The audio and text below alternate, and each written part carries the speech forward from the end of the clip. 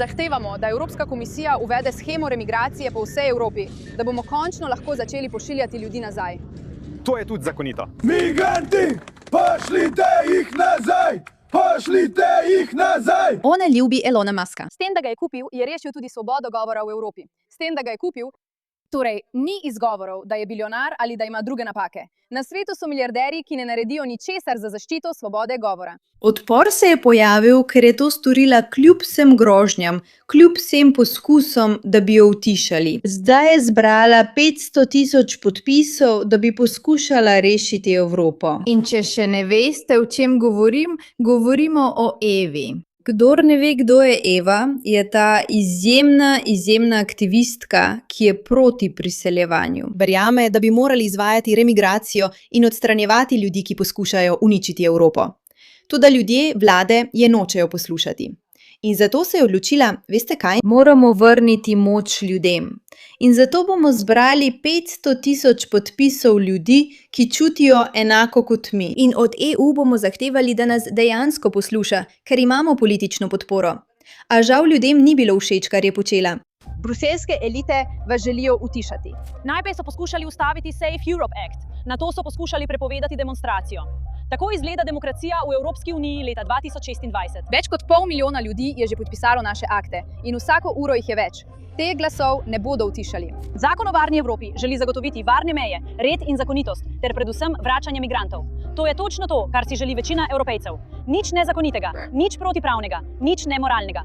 Točno to, kar si evropski narod zasluži. Varnost. Varnost za njih in njihove otroke. In Evropska unija mora končno prisluhniti svojim državljanom, zapreti meje in poslati nazaj vse, ki tukaj ne bi smeli biti. Namesto da bi poslušala, namesto da bi spremenila svoje samomorilske politike, želi Evropska komisija prepovedati zakon o varni Evropi, ker meni, da krši tako imenovanih evropskih vrednot. Vendar pa verjamemo, da imajo ljudje pravico, da se izrazijo, protestirajo in se borijo za svojo domovino. A voljo ljudi so ponovno potektali. Županja Bruslja je trdila, bi bila demonstracija tveganje za javno varnost in jo je poskušala prepovedati. Seveda ni bilo tako. Bruseljske elite poskušajo ukrasti naše temeljne pravice do zbiranja in poskušajo utišati glasove naših podpornikov. Zakaj? Samo zato, ker cilj ne ustreza njihovim interesom. Toda resnica je zmagala, kljub vsemu političnemu pritisku, kljub vsemu obrekovanjem in obtožbam. Bruseljsko sodišče je razsodilo, da je demonstracija zakonita. Zmagali smo na bruseljskih sodiščih in izpeljali to demonstracijo. Zato je odpor pomemben. Zato se morate boriti in boriti za svojo pravico do varne in varovane Evrope.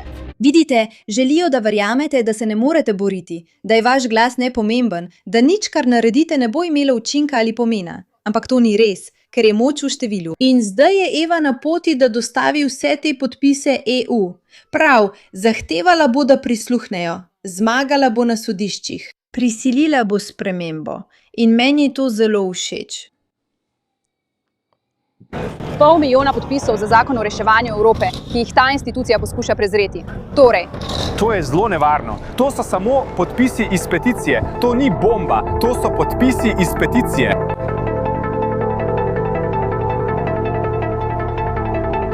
Dan akcije je. Danes je 15. julij in zbiramo domoljube v Bruslju. Tukaj smo, da predamo prvih 500.000 podpisov za zakon o reševanju Evrope. Mobilizirali bomo milijone nacionalistov, ne samo za podpisovanje peticije, ampak da bomo prisotni vsakič, ko bo Evropska komisija ali drugi birokrati želeli poseči v naše pravice kot avtohtonih Evropejcev.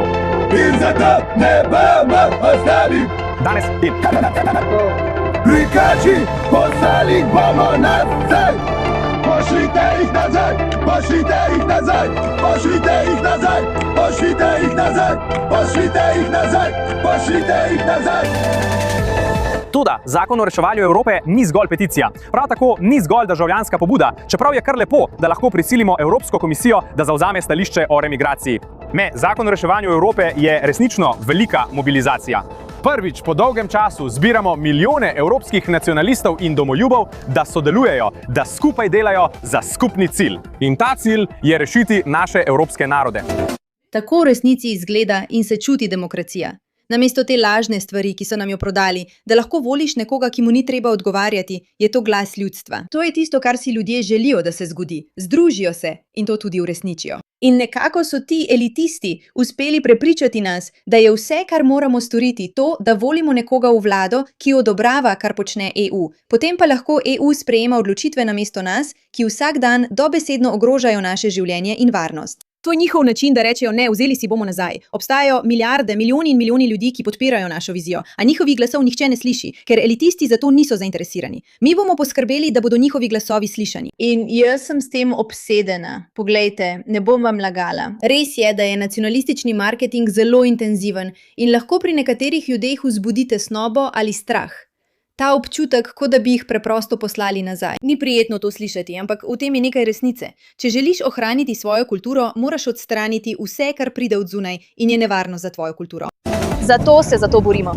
Zato se vsi ti moški tukaj borijo. Torej obstaja široka, res široka raven podpore, kot lahko vidite na odru. Z nami tukaj stojijo poslanci Evropskega parlamenta. In to je od ljudi, za ljudi, s pomočjo domoljubnih sil znotraj institucij. Zato želimo združiti vse te moči, da bi remigracija postala resničnost. Ampak najprej, kot smo rekli, moramo zapreti meje, ker se to še vedno ne dogaja. Dogaja se samo za nas. Ona je lepa, resnično je lepa. Potegovali smo le približno 1 uro, zdaj pa smo tukaj, da predamo 500 000 podpisov za zakon o reševanju Evrope, ki ga ta institucija poskuša ignorirati. Veš, kaj mi je pri tem všeč?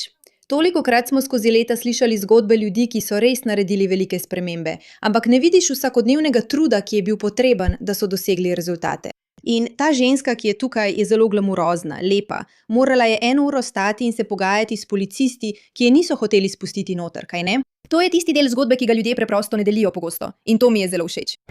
Končno smo prispeli s 500 000 podpisi za zakon o reševanju Evrope. Glasovi več kot 500 000 domoljubov z vse celine bodo zdaj končno slišani.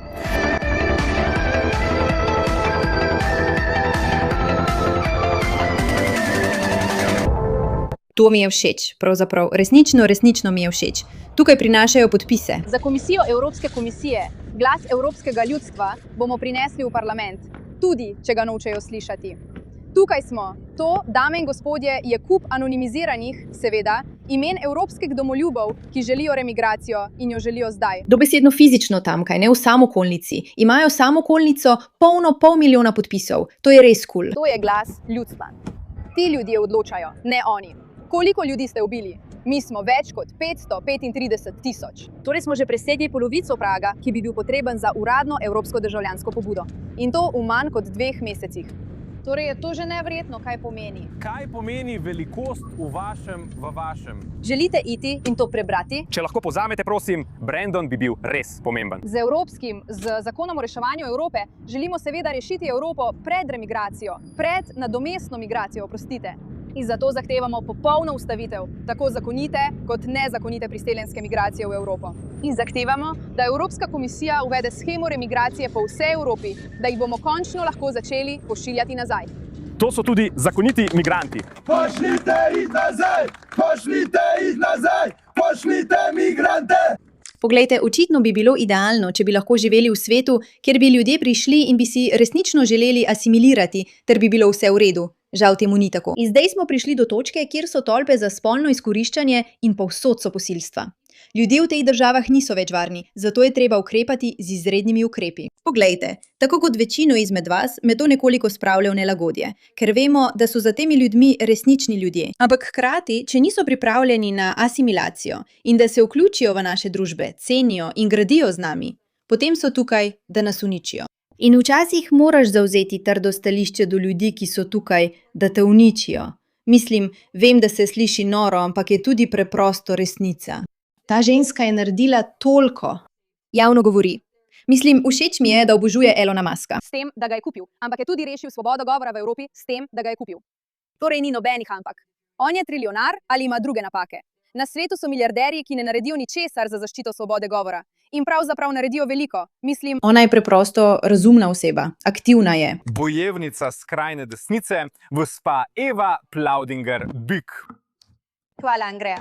Dobivam vedno več vzdevkov. Bojevnica skrajne desnice, danes je bila železna dama. V redu, ona je čudovita. Je mlada, je lepa, je mama.